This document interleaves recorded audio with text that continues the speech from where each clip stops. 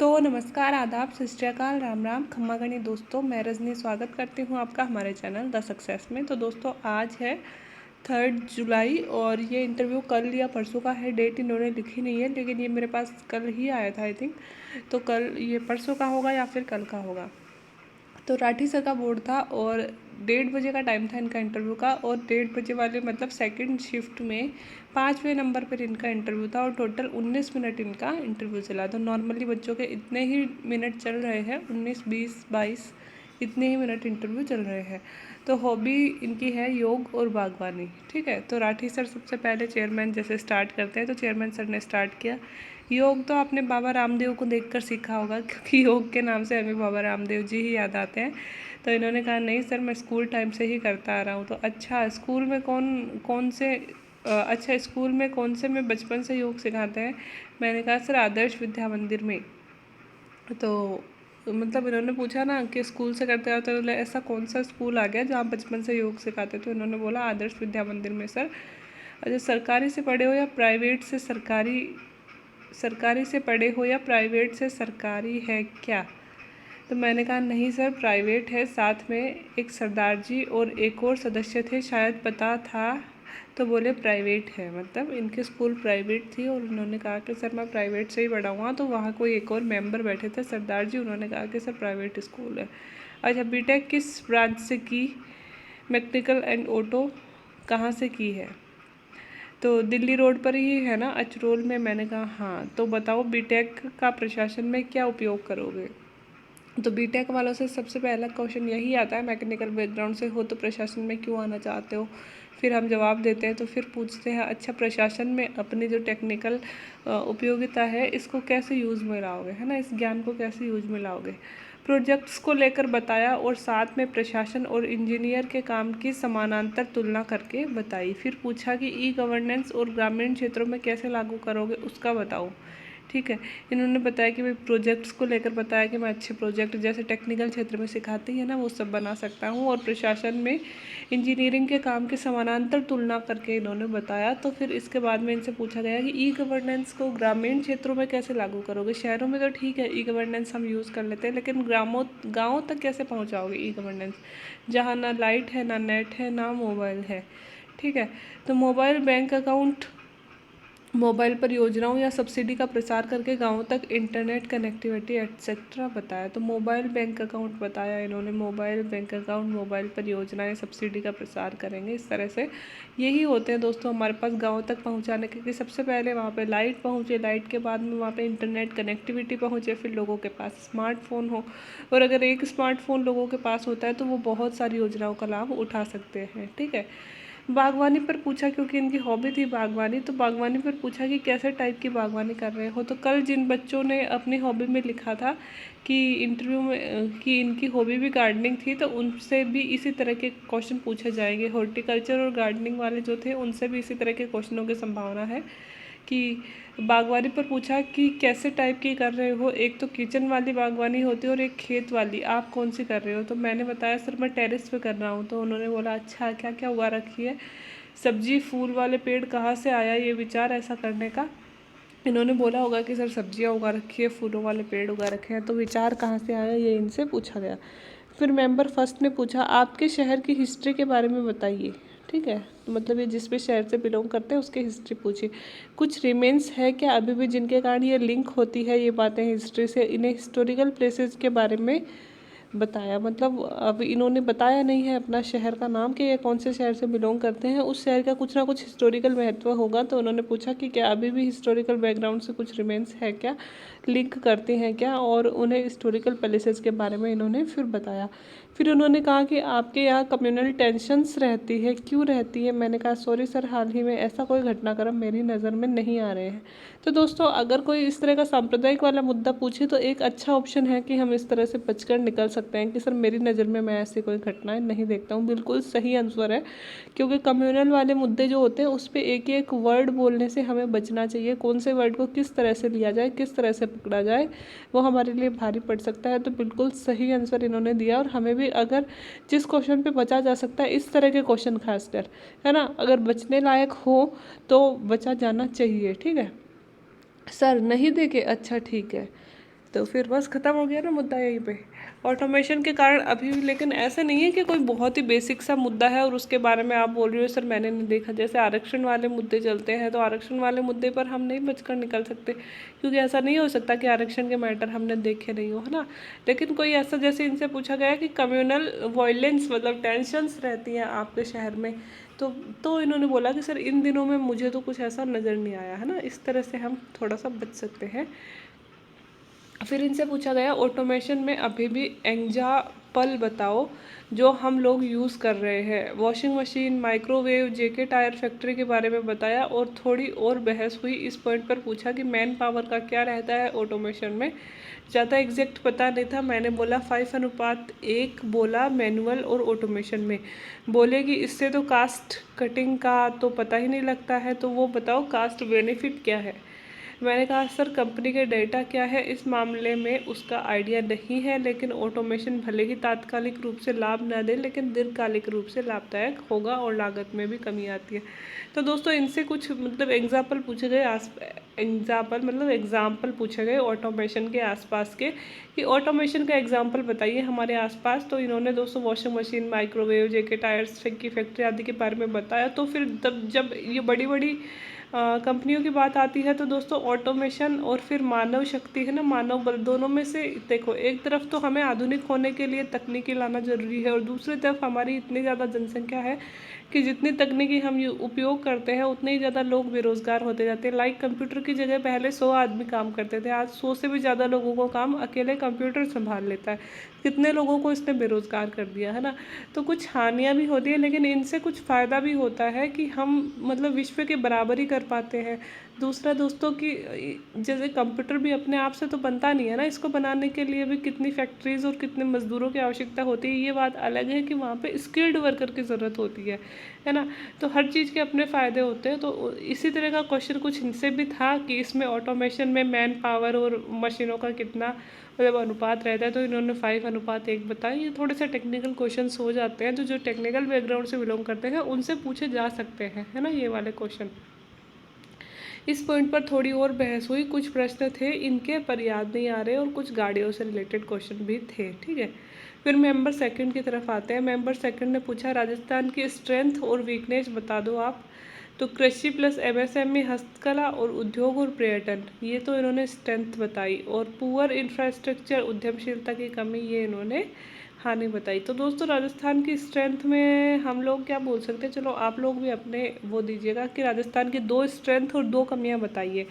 तो स्ट्रेंथ में तो हम बोल सकते हैं राजस्थान का इतना बड़ा भौगोलिक क्षेत्रफल हमारे पास स्ट्रेंथ है हमारा, है ना। कि जैसे कि इंदिरा गांधी नहर नहीं थी हमारे पास में, तब तक तो एक रेगिस्तान था, लेकिन जैसे ही हमारे पास में पानी आया उस ज़मीन का कितना मतलब सुनहरे दामों में वो ज़मीन हो गई, है ना। जैसे बाड़मेर में रिफाइनरी नहीं थी जब तक ज़मीन का मूल्य नहीं था, लेकिन जैसे ही रिफाइनरी लगी वहाँ पे तो ज़मीन की मतलब जो कीमतें हैं वो आसमान छू गई, है ना। तो मतलब जो हमारा भौगोलिक क्षेत्रफल है, हालांकि अभी बहुत सारा क्षेत्रफल मरुस्थल है, लेकिन हमारे लिए कहीं ना कहीं उपयोगी हो सकता है। जैसे जैसे हम तकनीकी के क्षेत्र में यहाँ पे खनिज संसाधनों की खोज करेंगे, ये सब करेंगे, पानी की मतलब व्यवस्था कर लेंगे, तो हमारे लिए एक मतलब मतलब एक अच्छा स्ट्रेंथ हो सकता है। और सेकंड हम हमारी, हाँ बिल्कुल, हस्तकला जो है, हमारी लोक संस्कृति, हमारी हस्तकला, हमारा पर्यटन, ये सारी चीज़ें हमारी स्ट्रेंथ हो सकती हैं। कमियों में दोस्तों सबसे बड़ा हमारा यही है कि 61% पे हमारे रेगिस्तान है। तो सबसे बड़ी तो वही है कि 61% पे रेगिस्तान। और दूसरी कमी आप बताइए, शिक्षा की कमी और अंधविश्वास कितने हैं हमारे राजस्थान में, वो सब शिक्षा की कमी से ही कोरिलेट हो जाते हैं। तो दूसरी कमी हम ये बता सकते हैं कि इतना बड़ा रेगिस्तान है, और दूसरा शिक्षा की कमी, शिक्षा की कमी की वजह से ही बेरोजगार है हम, उसकी वजह से ही हमारे यहाँ पे अंधविश्वास है ना, उसकी वजह से ही राजस्थान पिछड़ा हुआ राज्यों में आ जाता है। तो ये 2 कमियां हम बता सकते हैं। बाकी आप लोग भी कमेंट बॉक्स में कमेंट करके बताइएगा राजस्थान की 2 अच्छाइयाँ 2 बुराइयाँ, ठीक है। उद्यमशीलता की कमी बता रहे हैं आप, तो मारवाड़ियों ने तो दुनिया भर में नाम किया हुआ है, सरकार ने तो इतनी योजनाएं चला रखी हैं फिर भी। तो दोस्तों मुझे भी उद्यमशीलता की कमी तो नहीं लगता है, क्योंकि राजस्थान के लोग बहुत मेहनती होते हैं, और खासकर हमारे मारवाड़ व्यापारी तो विश्व भर में इन्होंने अपना परचम लहरा रखा है। तो राजस्थान के मारवाड़ी तो विश्व फेमस है। तो थोड़ा सा ये वाला पॉइंट थोड़ा सा, क्योंकि उस टाइम तो देखो इतना नहीं याद आता है ना, मेंबर्स के सामने जब हम बैठे रहते हैं और कोई क्वेश्चन जो हमारा पहले से तैयार नहीं होता ना आंसर, वो एकदम से नहीं याद आ पाता है, तो वहाँ तो निकल जाते हैं मुँह से, और वहाँ तो अपन को फिर अपने आप को काउंटर भी करना पड़ता है। लेकिन यहाँ आप थोड़ा सा इस वाले पॉइंट को इग्नोर कीजिएगा, क्योंकि हमसे भी सेकंड क्वेश्चन यही बनना है, क्योंकि उद्यमशीलता की कमी तो राजस्थानियों में नहीं लगती है। मैंने कहा सर आप सही हैं, लेकिन मारवाड़ी ज़्यादातर उन राज्यों में उद्यमरत हैं जहाँ संख्या मारवाड़ी अन्य राज्यों में उद्यमरत हैं और संख्या बहुत ही कम है। एक राज्य के विकास के लिए राज्य में उद्यमों का होना जरूरी है, और इसके लिए युवा और पिछड़े क्षेत्रों में जनता में जागरूकता की ज़्यादा आवश्यकता है। और थोड़ा इन्होंने बोला कि सर मारवाड़ी काम तो कर रहे हैं, लेकिन हमारे राज्य में नहीं कर रहे हैं, दूसरे राज्यों में जाके काम कर रहे हैं। ये बात भी बिल्कुल सही है, और हमारे राज्य के विकास के लिए हमारे राज्य में उद्यमों का होना जरूरी है। तो दोस्तों वैसे थे तो हमारे ही लोग ना, दूसरे राज्यों में इसलिए गए क्योंकि हमारे राज्य में काम करने के लिए ना खनिज थे, ना पानी था, ना जलवायु हमारी इस लायक थी, लेकिन उनमें उद्यमशीलता की भावना थी, इसलिए वो दूसरे राज्यों में गए, है ना। तो इस वाले पॉइंट को थोड़ा सा इग्नोर कर देना। बाकी इन्होंने अच्छी तरह से अपने आप को काउंटर किया, ऐसा होना चाहिए, हमारे में भी ऐसा गुण होना चाहिए कि कोई लाइन मुँह से ऐसे निकल जाए तो फिर हम उस पर डटे रहें, हमारे पास में ऐसे फैक्ट होने चाहिए।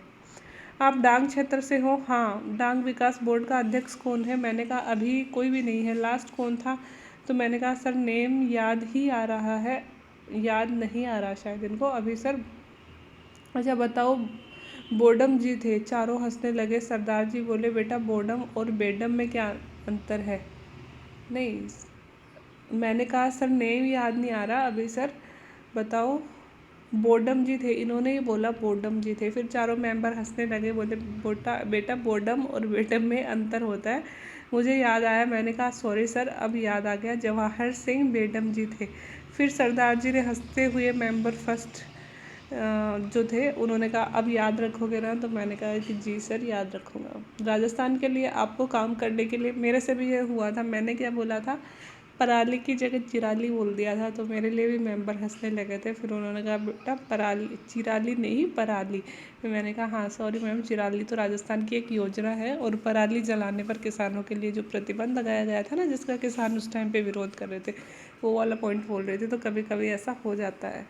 राजस्थान के लिए आपको काम करने के लिए बोला जाए, आर्थिक उन्नति के लिए आप किन 2 क्षेत्रों में काम करोगे? तो दोस्तों राजस्थान के लिए, एक तो राजस्थान की आर्थिक उन्नति के लिए हमारे लिए ज़रूरी है कि राजस्थान की जो जल परियोजनाएं, बारिश तो हम बढ़ा नहीं सकते हैं, देखो ज़्यादा से ज़्यादा वन लगा सकते हैं, तो भगवान की देन है वो तो, कि उनसे कितनी बारिश आती है कितनी नहीं। लेकिन हम एक तो मतलब हमारी जो नदी परियोजनाएं हैं जो अटकी हुई है, लाइक यमुना नदी परियोजना की हम कल परसों बात कर रहे थे, वो कितने दिन से अटकी हुई है। पूर्वी नहर परियोजना को हम पूरी कर दे तो जो अतिरिक्त पानी है वो मतलब कम पानी वाले ज़िलों में आ सकेगा। तो इनसे राजस्थान में अगर पानी की समस्या अगर हम बहुत हद तक हल कर देते हैं, तो राजस्थान की आर्थिक उन्नति में बहुत हद तक वो सहायक होगा, है ना। दूसरी अगर बात करें हम राजस्थान में दोस्तों, डेयरी क्षेत्र की संभावनाएं बहुत ज़्यादा है, पशुपालन की संभावनाएं राजस्थान में बहुत ज़्यादा है, और डेयरी में हम बहुत अच्छा काम कर भी रहे हैं और आगे भी संभावनाएं हैं। तो हम डेयरी क्षेत्र को अधिक उन्नत बनाने की कोशिश करेंगे। एक हमारी लोक कला वाला और पर्यटन भी बोल सकते हो आपकी, वो भी हमारे यहाँ पे बहुत अच्छा है, तो उसको भी आगे। एक हमारे यहाँ पे सीमेंट इंडस्ट्री भी बहुत अच्छी है राजस्थान में, है ना, सीमेंट इंडस्ट्री के भी सारे गुण अपने यहाँ पे पाए जाते हैं, तो वो भी अच्छी है। खनिजों में भी दोस्तों, खनिज उत्खनन में भी हमारे पूर्व पश्चिमी राजस्थान में कितने सारे खनिज हैं, है ना, तो उनके उत्खनन से संबंधित भी संभावनाएं राजस्थान में हैं। कृषि और पर्यटन में क्योंकि अपार संभावनाएं, इन्होंने बोला कृषि और पर्यटन की अपार संभावनाएं हैं जिनका दोहन इन क्षेत्रों में हम अभी सही से नहीं कर पाए हैं। फिर बोले मुझे तो लगता है राजस्थान का विकास इसलिए नहीं हो रहा क्योंकि यहाँ डिफरेंस ऑफ ओपिनियन ज़्यादा है।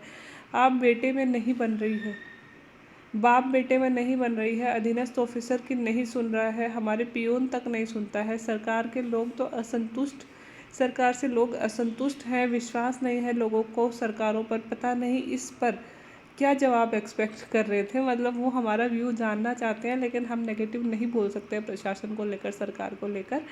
तो हम इसके लिए ऐसे ही बोलेंगे कि सर हमें ज़्यादा नहीं लगता कि ऐसा कुछ है कि प्रशासन और लोगों में बन नहीं रही है।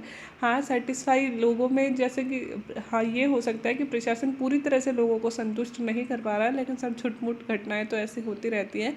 लेकिन एक दो एग्जाम्पल हम अच्छे याद भी कर सकते हैं कि सर ये देखिए, इस तरह से हम कह सकते हैं कि प्रशासन और लोगों में अच्छा संबंध है और अच्छी तरह से प्रशासन काम भी कर रहा है। ठीक है। मैंने कहा सर डिफरेंस ऑफ ओपिनियन तो विकास में सहायक है। अलग अलग विचार विकास के लिए नई दिशा प्रदान करते हैं। नई सोच के साथ सामंजस्य से आगे बढ़ेंगे तो हमारे लिए फ़ायदेमंद होगा। और मुझे लगता है कोई भी संस्था या सरकार इंडिविजुअल यदि कार्य अच्छा करता है तो उसकी एक्सपेक्टेशंस ज़्यादा होती है, विश्वास बनता है। जैसे किसी सरकार को भले डिफरेंस ऑफ ओपिनियन के कारण पसंद नहीं किया जाए, लेकिन उसकी नीतियाँ और योजनाएं लोगों के लिए फ़ायदेमंद है तो लोगों में उसके लिए विश्वास बनता है। तो कितने शानदार आंसर दे रहे हैं ये, है ना। फिर मेंबर थर्ड ने और थोड़ा डिस्कशन हुआ, क्योंकि ऐसे क्वेश्चंस पे हम जितना ज़्यादा बोलेंगे ना, वो उतनी ज़्यादा क्वेश्चन हमसे पूछेंगे और उतना ही ज़्यादा हमें उलझाने की कोशिश करते हैं। मेंबर थर्ड ने योग पर सवाल हुए वही नॉर्मल सवाल थे जो आज तक होते हैं। इस प्रकार हॉबी से शुरू हुआ इंटरव्यू, हॉबी पर ही इनका ख़त्म हुआ। बीच के कुछ प्रश्न याद भी नहीं है, बाकी सब ठीक रहा। मस्ती से 19 मिनट निकल गए, कब हो गए पता ही नहीं चला। मेरे भी सेम यू ही था कि मेरे 19 मिनट कब हुए पता नहीं चला। वहाँ जाके ऐसा लग रहा था अरे हो भी गया इंटरव्यू, इतना सही हुआ। फैक्ट्स जैसा कोई प्रश्न थे ही नहीं। कृषि मेरा फेवरेट सब्जेक्ट था, लेकिन उससे भी कोई प्रश्न नहीं हुआ। एक मेंबर ने पूछा था कि योजना कोई भी एक का एनालिसिस करके बताओ, क्या खूबी क्या कमी है और क्या किया जाना चाहिए। मैंने बागवानी मिशन चुना, इसी क्षेत्र में कृषि को समेटा और इस सोच में कि शायद आगे इसी पर इंटरव्यू हो जाए, क्योंकि बागवानी इनकी हॉबी भी थी। पर वैसे ठीक रहा।